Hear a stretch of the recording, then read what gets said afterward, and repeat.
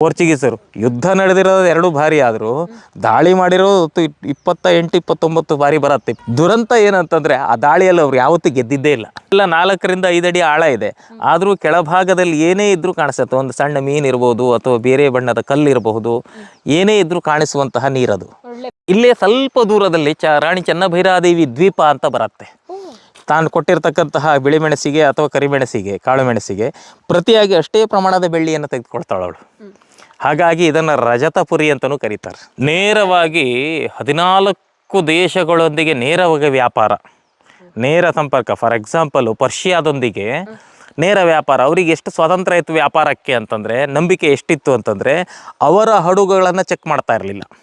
ನೂರಾರು ಹೊಳೆಗಳು ಸೇರ್ತಾವೆ ಇದರಲ್ಲಿ ಕಾನೂರಿನ ಹೊಳೆ ಬರುತ್ತೆ, ದಬ್ಬೆಯ ಹೊಳೆ ಬರುತ್ತೆ, ಹಾಡುಗೇರಿಯ ಹಳ್ಳ ಸೇರುತ್ತೆ. ಇವೆಲ್ಲ ಹಳ್ಳಗಳು ಸೇರಿ ಸಂಧಿಸಿ ಈ ಕಲ್ಲುಕಟ್ಟೆ ಹೊಳೆ ಆಗುತ್ತೆ. ಇದಿಷ್ಟು ಭಾಗವನ್ನು ಮಾತ್ರ ನಾವು ಕಲ್ಲುಕಟ್ಟೆ ಅಂತ ಕರಿತೇವೆ.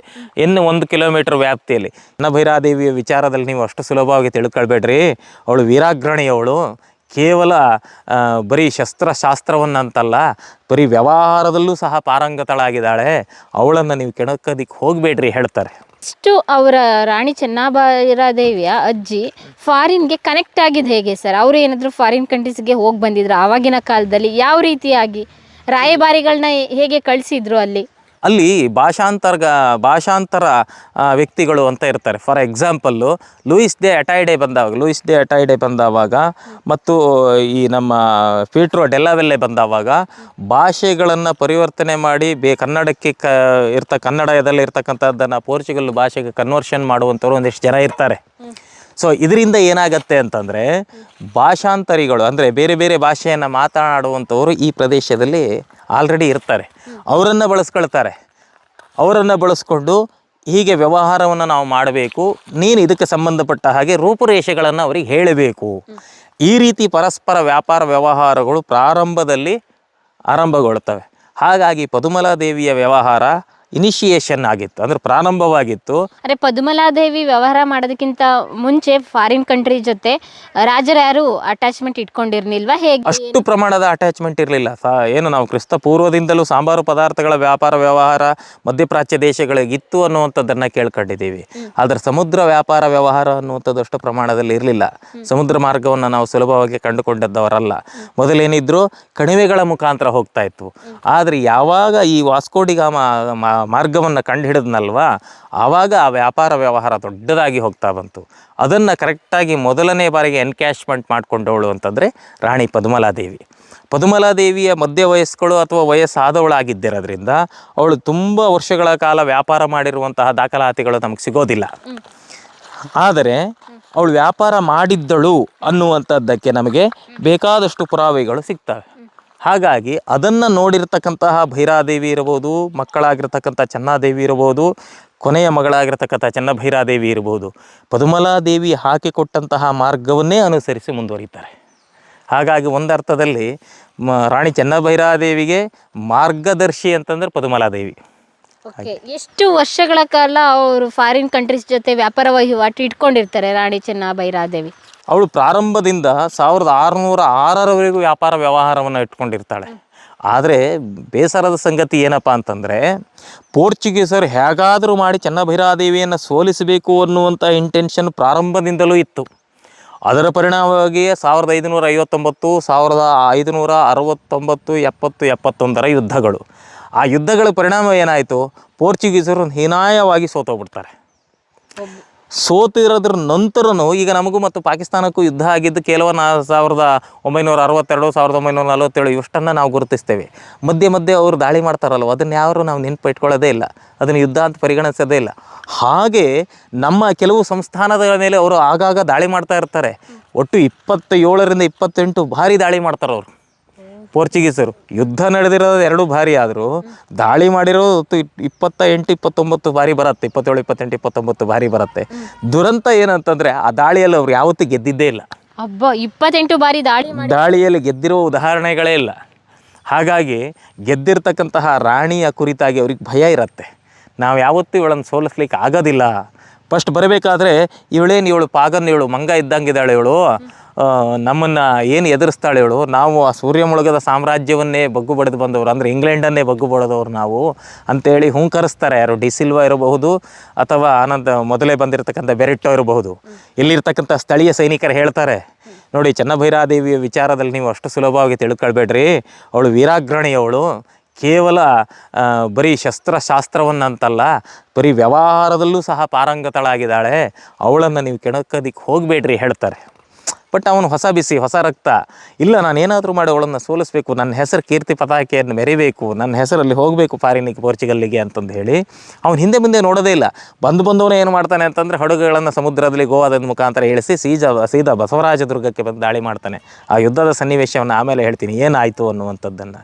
ಹಾಗಾಗಿ ವ್ಯಾಪಾರ ವ್ಯವಹಾರ ಅನ್ನುವಂಥದ್ದು ಮೊದಲಿಂದ ಇದ್ರೂ ದೊಡ್ಡ ಪ್ರಮಾಣದಲ್ಲಿ ವ್ಯಾಪಾರ ವ್ಯವಹಾರ ನಡೆಸಿರೋಳು ರಾಣಿ ಚೆನ್ನಭೈರಾದೇವಿನೇ. ಕಾಳು ಮೆಣಸಿನ ಜೊತೆ ಏನೆಲ್ಲಾನು ಕೂಡ ಫಾರಿನ್ ಕಂಟ್ರೀಸ್ಗೆ ಇಲ್ಲಿಂದ ರಫ್ತಾಗ್ತಾ ಇತ್ತು, ಅಲ್ಲಿಂದ ಏನು ಆಮದಾಗ್ತಾ ಇತ್ತು? ಅಲ್ಲಿಂದ ಪ್ರಮುಖವಾಗಿ ಬೆಳ್ಳಿ ಮತ್ತು ಬಂಗಾರವೇ ಆಮದಾಗ್ತಾ ಇತ್ತು. ರಾಣಿ ಚೆನ್ನಭೈರಾದೇವಿ ಕಾಲದಲ್ಲಿ ಆವಾಗ ಅಲ್ಲಿ ಬೆಳ್ಳಿ ಏನಾಗುತ್ತೆ, ಯಥೇಚ್ಛವಾಗಿ ಅಲ್ಲಿ ಸಂಗ್ರಹ ಆಗತ್ತೆ. ದೊಡ್ಡ ಚಿನ್ನದ ಗಣಿಗಳು, ಬೆಳ್ಳಿಯ ಗಣಿಗಳು ಆಫ್ರಿಕಾದಲ್ಲಿ ಅವ್ರು ಕಂಡುಹಿಡ್ಕೊಂಡಿರ್ತಾರೆ. ಆಫ್ರಿಕಾ ಮತ್ತು ಅಮೆರಿಕಾದಲ್ಲಿ ದೊಡ್ಡ ಪ್ರಮಾಣದಲ್ಲಿ ಬೆಳ್ಳಿಯ ಗಣಿಗಳು ಬಂದಿರೋದ್ರಿಂದ ಬೆಳ್ಳಿ ಹೆಚ್ಚಿನ ಆವಕ ಆದೇಶಗಳಿಗಾಗತ್ತೆ, ಬೆಳ್ಳಿಯ ಮೌಲ್ಯ ಕುಸಿಯತ್ತೆ. ಆವಾಗ ಅದನ್ನೇ ಕರೆಕ್ಟಾಗಿ ಎನ್ಕ್ಯಾಶ್ ಮಾಡ್ಕೊಂಡವಳು ಈ ಚೆನ್ನಭೈರಾದೇವಿ. ತಾನು ಕೊಟ್ಟಿರ್ತಕ್ಕಂತಹ ಬಿಳಿಮೆಣಸಿಗೆ ಅಥವಾ ಕರಿಮೆಣಸಿಗೆ, ಕಾಳು ಮೆಣಸಿಗೆ ಪ್ರತಿಯಾಗಿ ಅಷ್ಟೇ ಪ್ರಮಾಣದ ಬೆಳ್ಳಿಯನ್ನು ತೆಗೆದುಕೊಳ್ತಾಳವಳು. ಹಾಗಾಗಿ ಇದನ್ನು ರಜತಪುರಿ ಅಂತಲೂ ಕರೀತಾರೆ. ಈ ಏನು ನಮ್ಮ ಗೇರುಸೊಪ್ಪ ಸಾಮ್ರಾಜ್ಯ ಇದೆಯಲ್ವಾ, ಇದಕ್ಕೆ ಹಲವು ಹೆಸರುಗಳಲ್ಲಿ ರಜತಪುರಿಯೂ ಸಹ ಒಂದು. ರಜತ ಅಂದರೆ ಬೆಳ್ಳಿ, ಹಾಗಾಗಿ ಬೆಳ್ಳಿ ಹೆಚ್ಚಿನ ಪ್ರಮಾಣದಲ್ಲಿ ಆವಕ ಆಗಿರೋದ್ರಿಂದ ಇದನ್ನು ರಜತಪುರಿ ಅಂತಲೂ ಸಹ ಕರೀತಾರೆ. ಎಲ್ಲಾದ್ರೂ ದಾಖಲೆ ಇದೆಯಾ ಸರ್, ಇಷ್ಟು ಪ್ರಮಾಣದಲ್ಲಿ ಇಷ್ಟು ವಹಿವಾಟು ನಡೆಸ್ತಾ ಇದ್ರು ಅಂತ ಏನಾದರೂ? ಅದ್ರ ಬಗ್ಗೆ ಶಾಸನಾತ್ಮಕ ಆಧಾರಗಳಿಲ್ಲ. ಒಂದು ವೇಳೆ ಆಧಾರಗಳು ಇವತ್ತು ಪೋರ್ಚುಗಲಲ್ಲಿ ಬಹಳಷ್ಟು ಪತ್ರ ವ್ಯವಹಾರಗಳಿದ್ದಾವೆ.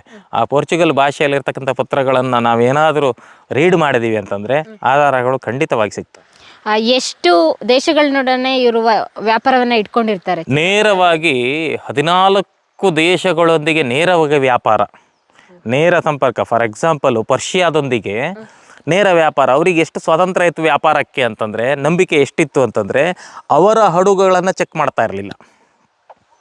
ಪರ್ಷಿಯಾದ ಹಡಗುಗಳನ್ನು ನಮ್ಮ ಬಂದರಿಗೆ ಬರುವ ಪೂರ್ವದಲ್ಲಿ ನಮ್ಮ ಕರಾವಳಿ ರಕ್ಷಣಾ ಪಡೆ ಅಥವಾ ರಾಣಿ ಚೆನ್ನಭೈರಾದೇವಿಯ ಕರಾವಳಿ ಪಡೆಯವರು ಆ ಹಡಗನ್ನು ಚೆಕ್ ಮಾಡ್ತಾ ಇರಲಿಲ್ಲ. ಅವ್ರು ನೇರವಾಗಿ ಬರಬಹುದಿತ್ತು. ಬಂದಿರುವಂತಹ ಲೆಕ್ಕಪತ್ರಾನುಸಾರ ತಮಗೆ ಬೇಕಾಗಿರುವಂತಹ ಸಾಂಬಾರು ಪದಾರ್ಥಗಳನ್ನು ತಾವು ಹಾಕೊಳ್ಬೋದಿತ್ತು. ಇಲ್ಲಿಂದ ಅದಕ್ಕೆ ಅನುಗುಣವಾಗಿ ಅವ್ರು ಹೋಗ್ಬೋದಿತ್ತು. ಅಷ್ಟೊಂದು ಸ್ವಾತಂತ್ರ್ಯವನ್ನು ಸಹ ಕೆಲವು ದೇಶಗಳಿಗೆ ಕೊಟ್ಟಿದ್ಲು. ಆದರೆ ಪೋರ್ಚುಗಲ್ಲಿಗೆ ಆ ಸ್ವಾತಂತ್ರ್ಯ ಇರಲಿಲ್ಲ.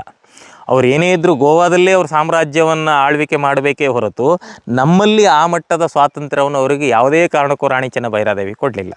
ನೋಡಿ, ಇಲ್ಲಿ ಕಾಣಿಸ್ತಾ ಇದೆಯಲ್ವಾ, ಇದು ಕಲ್ಲುಕಟ್ಟೆಯ ಹೊಳೆಯ ನೀರು. ಇದಕ್ಕೆ ನೂರಾರು ಹೊಳೆಗಳು ಸೇರ್ತಾವೆ. ಇದರಲ್ಲಿ ಕಾನೂರಿನ ಹೊಳೆ ಬರುತ್ತೆ, ದಬ್ಬೆಯ ಹೊಳೆ ಬರುತ್ತೆ. ದಬ್ಬೆಯ ತುಂಬ ಹಳ್ಳಗಳ ಹೆಸರಿಗೆ ನೆನಪಿಗೆ ಬರ್ತಾ ಇಲ್ಲ. ಹಾಡುಗೇರಿಯ ಹಳ್ಳ ಸೇರುತ್ತೆ. ಇವೆಲ್ಲ ಹಳ್ಳಗಳು ಸೇರಿ ಸಂಧಿಸಿ ಈ ಕಲ್ಲುಕಟ್ಟೆ ಹೊಳೆ ಆಗುತ್ತೆ. ಇದಿಷ್ಟು ಭಾಗವನ್ನು ಮಾತ್ರ ನಾವು ಕಲ್ಲುಕಟ್ಟೆ ಅಂತ ಕರಿತೇವೆ, 1 ಕಿಲೋಮೀಟರ್ ವ್ಯಾಪ್ತಿಯಲ್ಲಿ. ಯಾಕೆ ಕಲ್ಲುಕಟ್ಟೆ ಅಂತ ಹೇಳಿ ಕರಿತೇವೆ ಅಂತಂದರೆ ಈಗಾಗಲೇ ನಾನು ಹೇಳಿದ್ದೇನೆ. ಹೌದು, ಫುಲ್ ಕಲ್ಲೇ ಇದೆ. ಇದನ್ನು ಎತ್ತರದಲ್ಲಿ ಇಡ್ತಾ ಇದ್ರು. ಈ ಕಲ್ಲುಗಳನ್ನು ಸಂಗ್ರಹ ಮಾಡಿ ಒಂದು ಕಟ್ಟೆ ರೌಂಡ್ ಆಕೃತಿಯಲ್ಲಿ ಕಟ್ಟಿ ಎಲ್ಲಿ ನೀರು ನಿಲ್ಲತ್ತೋ ಅಲ್ಲಿಗೆ ಇಡ್ತಾ ಇದ್ರು. ಈಗಲೂ ಸಹ ಇಳಿತಾ ಬರುತ್ತೆ. ಆದರೆ ಈಗ ಯಾಕೆ ಡೌನ್ ಆಗಿದೆ ಅಂತಂದರೆ ಗೇರುಸೊಪ್ಪ ಡ್ಯಾಮ್ ಆಗಿದೆ. ಮಧ್ಯಾಹ್ನ 12 ಗಂಟೆ ಅಂತಂದರೆ ಇಲ್ಲೆಲ್ಲ ನಾವು ಬರಲಿಕ್ಕಾಗೋದಿಲ್ಲ. ಇಲ್ಲಿ 15 ಅಡಿ ಆಳ ಎತ್ತರದಲ್ಲಿ ಇರ್ತಿತ್ತು. ಇಲ್ಲಿ ನೀರು 15 ಅಡಿ ಎತ್ತರದಲ್ಲಿ ಇರ್ತಾಯಿತ್ತು. ಮಧ್ಯಾಹ್ನ 3 ಗಂಟೆ ಅಂತಂದರೆ ಇಷ್ಟೇ ನೀರು ಇರ್ತಾಯಿತ್ತು, ಅಷ್ಟು ವಾಪಸ್ ಹೋಗ್ತಾ ಇತ್ತು. ಹಾಗಾಗಿ ಇದನ್ನು ಕಲ್ಲುಕಟ್ಟೆ. ಆಮೇಲೆ ಈ ನೀರಿನ ವಿಶೇಷತೆ ಏನಪ್ಪ ಅಂತಂದರೆ, ಇಲ್ಲಿಗೆ ಬರುವಲ್ಲಿವರೆಗೂ ಇದು ಕಾಡಲ್ಲೇ ಹರಿಯುತ್ತೆ. ಹಂಗಾರೆ ತುಂಬ ಶುದ್ಧವಾದ ನೀರು ಇದು. ಶುದ್ಧವಾದ ನೀರು. ಈಗ ಒಂದು 2-3 ಹಳ್ಳಿಗಳು ಇಲ್ಲಿ ದಾಟಿ ಬರ್ತವೆ ಬಿಟ್ಟರೆ, ಅವು ಸಣ್ಣ ಸಣ್ಣ ಹಳ್ಳಿಗಳು, 10 ಮನೆ ಇರತಕ್ಕಂಥ ಹಳ್ಳಿಗಳು ಸಂಪೂರ್ಣವಾಗಿ ಕಾಡಿನಲ್ಲೇ ಹುಟ್ಟಿ ಕಾಡಿನಿಂದಲೇ ಹರಿದು ಇಲ್ಲಿ ಶರಾವತಿಯನ್ನು ಸೇರತ್ತೆ. ಇಲ್ಲೇ ಸ್ವಲ್ಪ ದೂರದಲ್ಲಿ ರಾಣಿ ಚೆನ್ನಭೈರಾದೇವಿ ದ್ವೀಪ ಅಂತ ಬರುತ್ತೆ. ಶರಾವತಿ ಕಲ್ಲುಕಟ್ಟೆ ಸಂಗ್ರಹ 2 ಜೋಡಿಯಾಗಿ ಮಧ್ಯದಲ್ಲಿ ಒಂದು ದ್ವೀಪವನ್ನು ಮಾಡ್ತಾವೆ. ಅಲ್ಲಿಗೆ ಹೋಗ್ಬಹುದಾ? ಅಲ್ಲಿಗೆ ಈಗ ಹೋಗೋದು ಕಷ್ಟ, ಅದಕ್ಕೆ ದೋಣಿ ಮಾಡ್ಕೊಳ್ಳೋದು. ಅಲ್ಲಿ ಏನೂ ಇಲ್ಲ, ಬರೀ ಕಾಡು ಮಾತ್ರ. ಅದು ಮಧ್ಯ ದ್ವೀಪ, ಅದನ್ನು ಚೆನ್ನಭೈರಾದೇವಿ ದ್ವೀಪ ಅಂತಲೇ ಕರೀತಾರೆ. ಏನು ವಿಶೇಷತೆ ಇಲ್ಲ. ಮೊದಲ ತೋಟ ಆಗಿತ್ತು, ಈ ಕಾಡಾಗಿದೆ. ಅವ್ರ ಹೆಸರು ಇಟ್ಟಿದಾರಲ್ಲ ಅದಕ್ಕೆ ಕೇಳಿ. ಅದಕ್ಕೆ ಈಗಿನ ಆಡಳಿತ ವ್ಯವಸ್ಥೆ ಅದೊಂದನ್ನು ಕುರುವನ್ನಾಗಿ ಇಟ್ಟಿದ್ದಾರೆ. 54 ವರ್ಷ ಆಳ್ವಿಕೆ ಮಾಡಿದ್ರೂ ರಾಣಿ ಹೆಸರಿಗೆ ಒಂದು ಸರ್ಕಲ್ಲೂ ಸಹ ಇರಲಿಲ್ಲ. ಅದೊಂದು ಇಟ್ಟಿದ್ದಾರೆ ಕಾಡಿಗೆ, ಒಂದು ಸಣ್ಣ ದ್ವೀಪಕ್ಕೆ. ಅಷ್ಟಕ್ಕೆ ನಾವು ಸಂತೃಪ್ತಿಯನ್ನು ಪಟ್ಕೊಳ್ಬೋದು ಅಷ್ಟೇ. ಈಗ ಇದ್ರ ಜೊತೆಗೆ ಇದು ಶುದ್ಧವಾದ ನೀರು. ನೀವು ನೋಡ್ರಿ ಎಷ್ಟು ಟ್ರಾನ್ಸ್ಪರೆಂಟ್ ಇದೆ.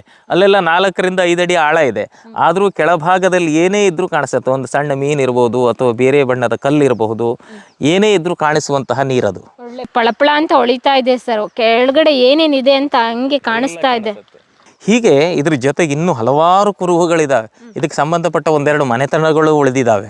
ಆಮೇಲೆ ಇದಕ್ಕೆ ಸಂಬಂಧಪಟ್ಟಂತಹ ಕೆಲವೊಂದು ಯುದ್ಧ ಭೂಮಿಗಳಿದ್ದಾವೆ, ಕೋಟೆಗಳಿದ್ದಾವೆ, ಅಲ್ಲಿ ನಡೆದಿರತಕ್ಕಂತಹ ಘಟನಾವಳಿಗಳಿದ್ದಾವೆ, ಅದಕ್ಕೆ ಸಂಬಂಧಪಟ್ಟ ಕಥೆಗಳಿದ್ದಾವೆ, ಜನಮಾನಸದ ಕಥೆಗಳಿದ್ದಾವೆ, ಶಾಸನಾತ್ಮಕ ಆಧಾರಗಳಿದ್ದಾವೆ.